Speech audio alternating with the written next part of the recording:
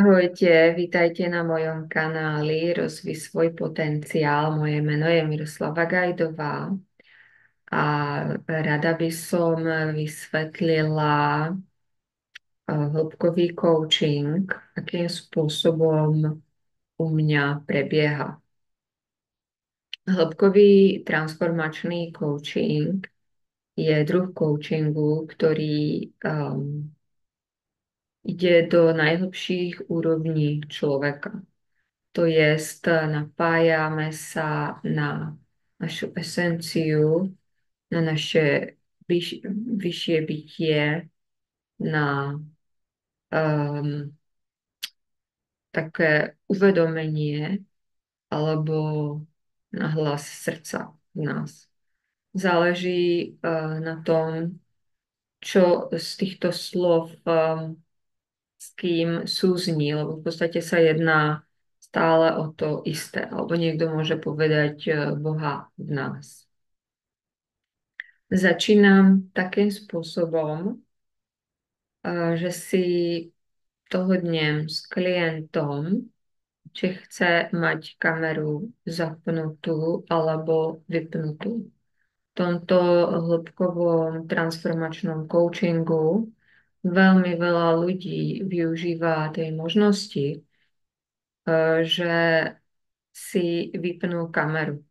Napríklad úplne na úvode sa stretneme so zapnutou kamerou, pozhovárame sa, ako to ide, dohodneme sa, či klient chce mať zapnutú kameru alebo vypnutú kameru, či ja mám mať zapnutú kameru alebo vypnutú kameru.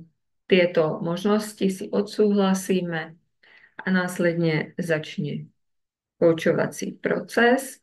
Ten prvý vstup je také uzemnenie sa, napojenie sa na seba, tak to je tam nejakých pár minút, kedy aby klient bol čo v najväčšej pohode a uvoľnení, tak s ním robím na začiatku buď nejaké dýchové cvičenie, alebo len jednoducho nejaký úvodný príhovor, kedy toho klienta smerujem do takého pocitu väčšej pohody a uvoľnenosti.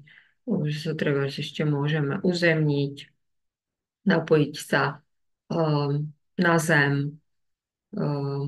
Tak takýmto spôsobom napríklad môže prebiehať ten úvodný taký rozhovor. V ďalšej fázi sa pýtam klienta, čo je to, čo si dnes potrebuje prejsť, a následne začne ten kaučovací hlavný proces, kedy klient v podstate rieši to, s čím prišiel. Dávam priestor, aby väčšinu času mohol hovoriť klient, a takisto v srovnaní klasickým transakčným coachingom je tam ďaleko viacej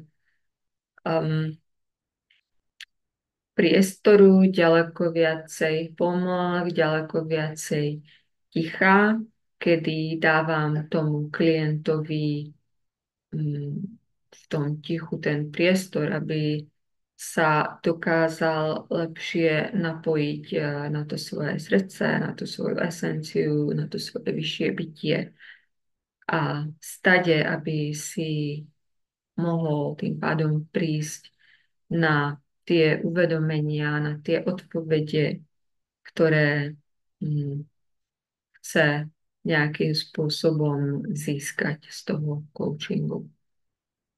A tento proces môže prebiehať v podstate 35-40 minút, 50 minút.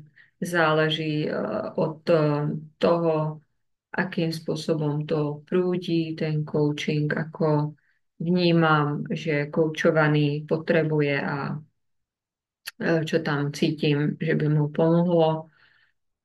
Nechávam mu priestor, ale pokiaľ uvidím nejaké vzorce myšlienkové alebo vzorce, ktoré sa mi tam opakujú, tak na ne upozorním.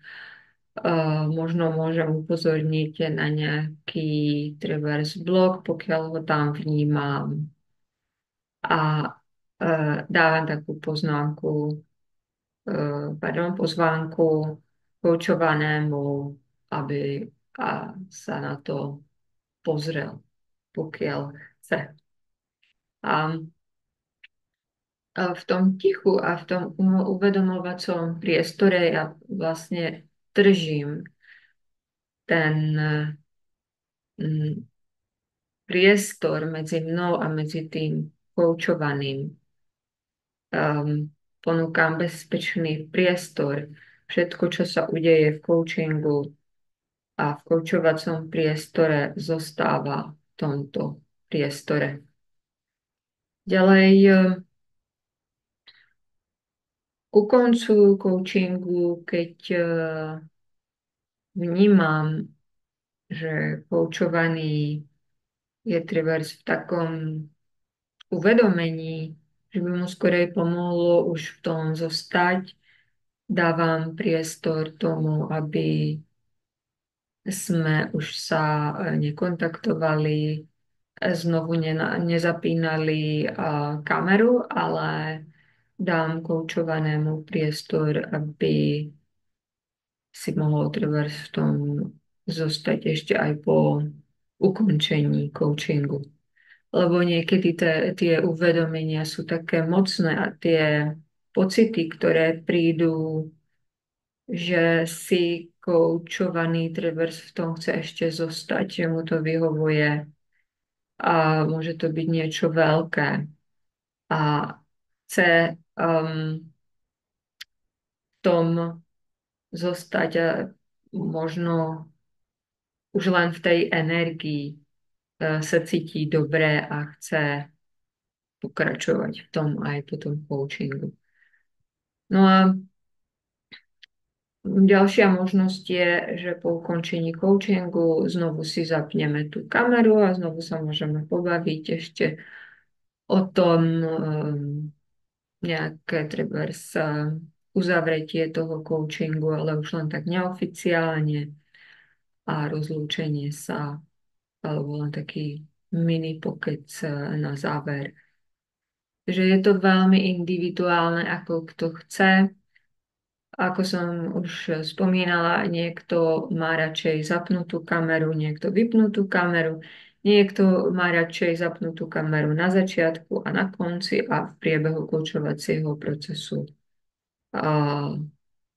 je vypnutá kamera. Tak tým pádom to by bolo asi z mojej strany všetko. Pokiaľ budete mať záujem o môj coaching, tak mám webové stránky www.rozvijsvojpotenciál.sk. Tam nájdete všetky informácie, ako mňa ešte inak kontaktovať. Prajem vám krásny deň.